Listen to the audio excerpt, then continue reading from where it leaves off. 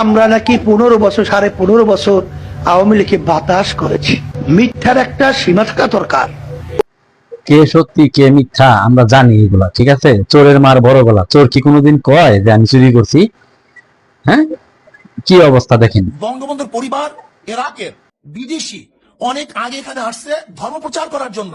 তারা জাতিগতভাবে ধার্মিক, তার বাবা ধার্মিক, তার দাদা ধার্মিক, তার সমস্ত গোষ্ঠী ধার্মিক। তার বঙ্গবন্ধুর আল্লাহকে বলতেছি, ইয়া নবী আল্লাহ সাল্লাল্লাহু আলাইহি ওয়াসাল্লাম, আমাদের বাংলাদেশের পরিস্থিতি এই, বাংলাদেশের অবস্থা এই, দুইটা দলের মধ্যে দুইজন নেত্রী, এবং কেউ সেকুলার কেউ ডেমোক্রেসি, এর বাহিরে ক্ষমতা আসাও খুব কঠিন এবং জটিল।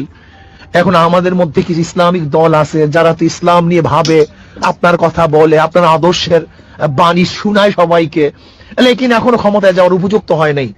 কিন্তু যারা সেকুলার আছে তারা তো ক্ষমতায় যাওয়ার উপযুক্ত, লেকিন দুজনের নেত্রী হলো মহিলা। ইয়া নবী আল্লাহ, এখন আমরা কি করব? শেখ হাসিনার পক্ষে যাব না খালেদা জিয়ার পক্ষে যাব? প্রশ্ন কার কাছে করছেন?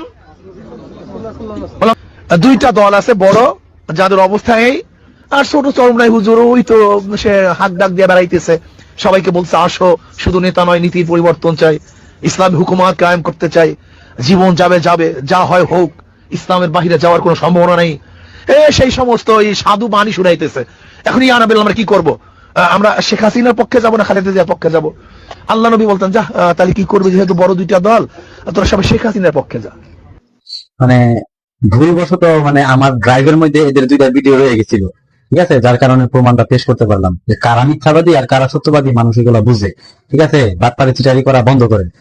এখন আবার এদের কিছু চেলাপেলা আছে, এরা আবার আমার অফিসে বলবো এগুলা নিয়ে ভিডিও বানানো ঠিক না, আলমদের নিয়ে ভিডিও বানানো ঠিক না। এরা কি আলেম? এরা হচ্ছে প্রকৃত ধর্ম ব্যবসায়ী, যে যখন যেই দল ক্ষমতায় যায় তখন ওই দল এরা চাটা শুরু করে, আবার যখন মানুষ এগুলা কোয়াবলি করে তখন বলে মানুষ নাকি মিথ্যা কথা বলে, এরাই নাকি সব সত্যবাদী। আহারে সত্যবাদী!